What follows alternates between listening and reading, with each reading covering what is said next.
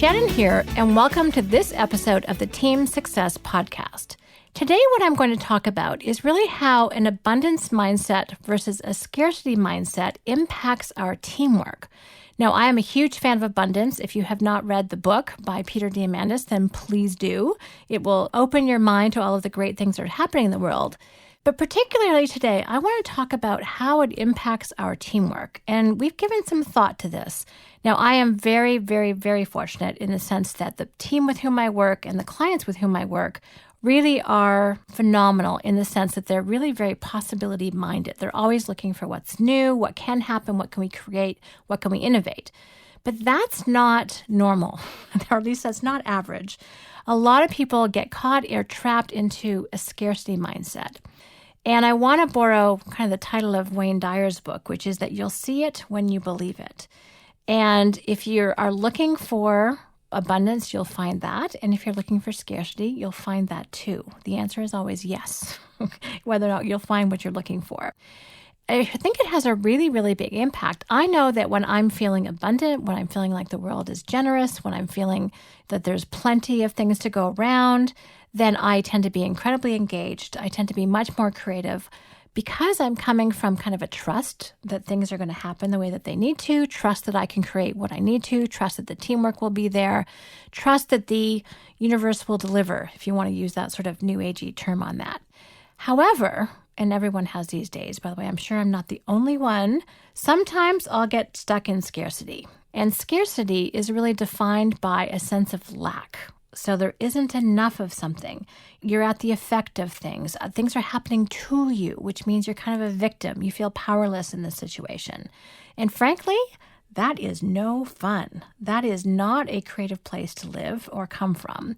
However, we all experience it, sometimes because of something that went away that used to be there. Could be clients, could be cash flow, could be all sorts of things. Health is another one.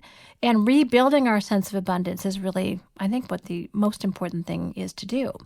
So when you think of working with your team, whether or not you're the owner or a team leader or team member, I want you to think of the importance of coming from the mindset of abundance. And again, mindset drives everything. It's your paradigm. It's how you look at things. It's your perspective. It's your philosophy. All of those words are kind of synonyms for mindset. And again, I want to quote Wayne Dyer here, you'll see it when you believe it. So if you believe things that are abundant and generous and great, then that tends to be how things show up for you at least. And if you believe that the world is scarce or going, where in a handbasket, then you'll find lots and lots of evidence for that too. And there are a couple of really important elements here, because if you are committed to coming from that more abundant, plentiful mindset, there are some things to pay attention to. And number one is the language that you're using. So how are you talking? How we feel, our perspective is always reflected in how we think about things, and that comes out as how we talk about things. So you really want to look at, are you self-deprecating? Are you kind of a woe is me person? We kind of joke about Eeyore in Winnie the Pooh, or the sky is falling, Chicken Little.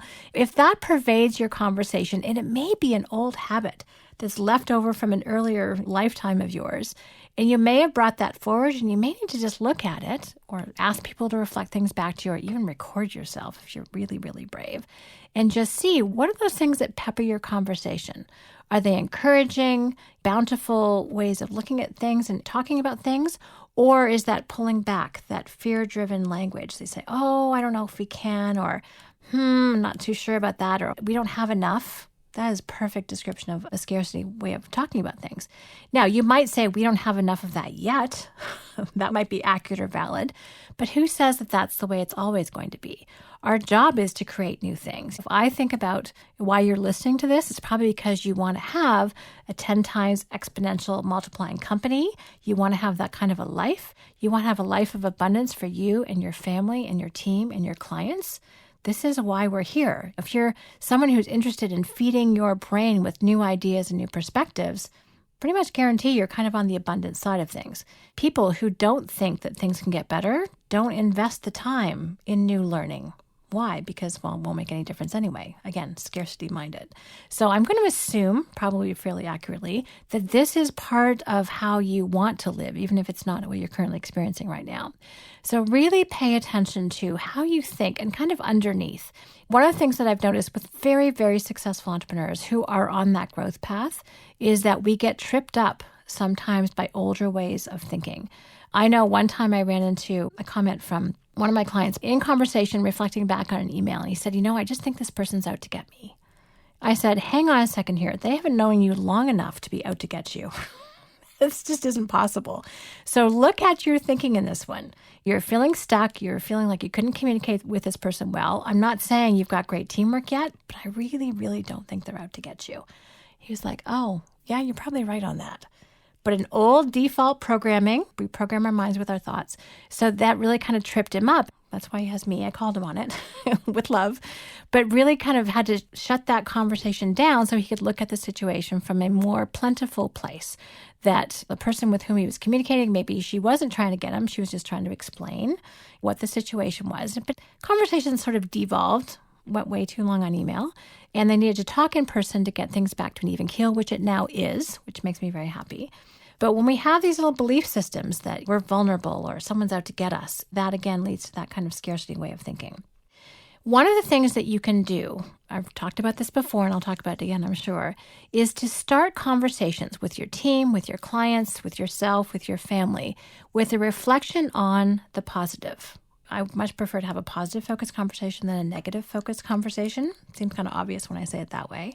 But when you start conversations, and we start all meetings like this, I certainly do, with, okay, what's working?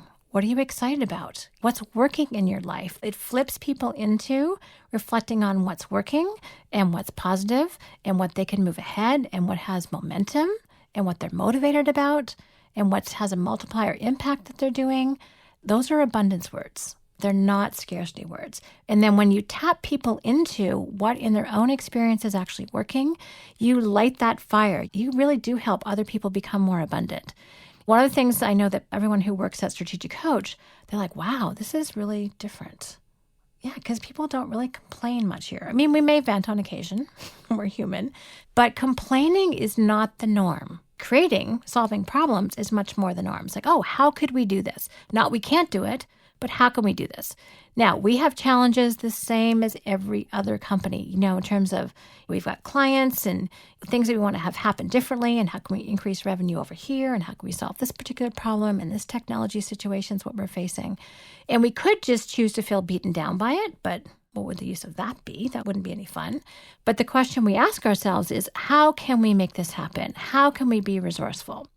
And if you go back to that whole abundance way of thinking about things, if you think that there's a lot of people out there available, there are, in fact, great team members for us to find, there are new opportunities for us to create new value and make more money, then your focus is, in fact, on being resourceful. It's how do I connect those resources, those capabilities, those opportunities with me, with us. That's what resourceful means.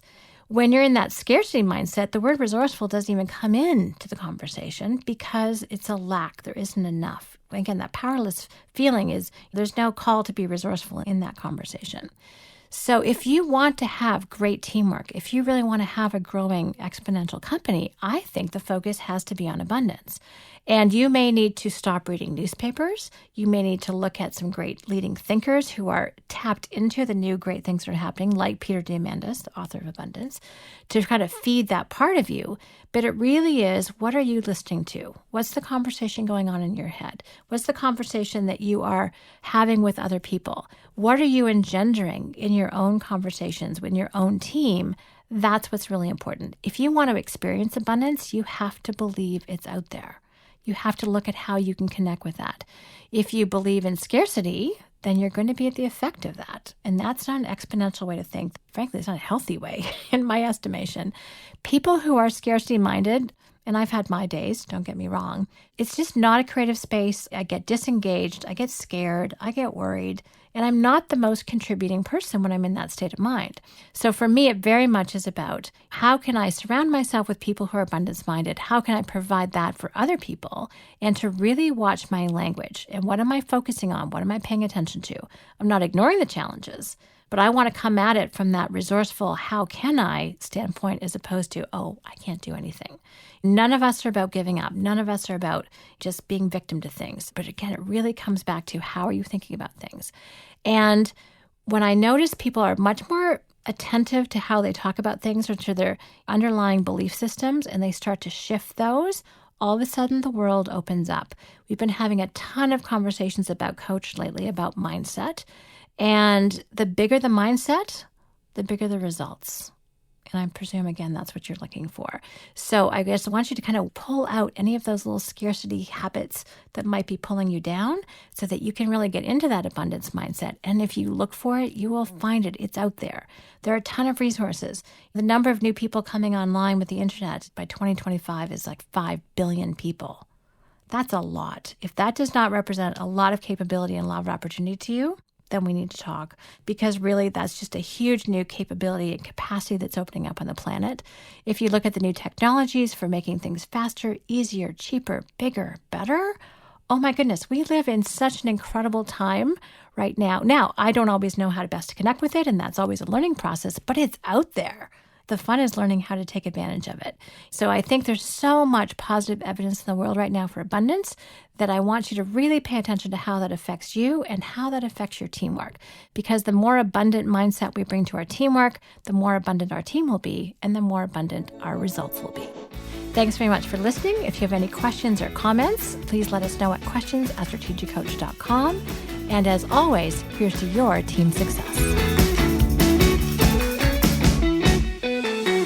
Hi, Shannon here, and thank you very much for listening. If you like what you heard today, please take a moment to rate the Team Success podcast on iTunes. And we'd love it if you'd share the podcast with anyone else who could benefit. If you're interested in learning more about the Strategic Coach program for entrepreneurs, visit us at strategiccoach.com or the Strategic Coach channel on YouTube. For free downloads and more team success strategies, visit teamsuccesshandbook.com.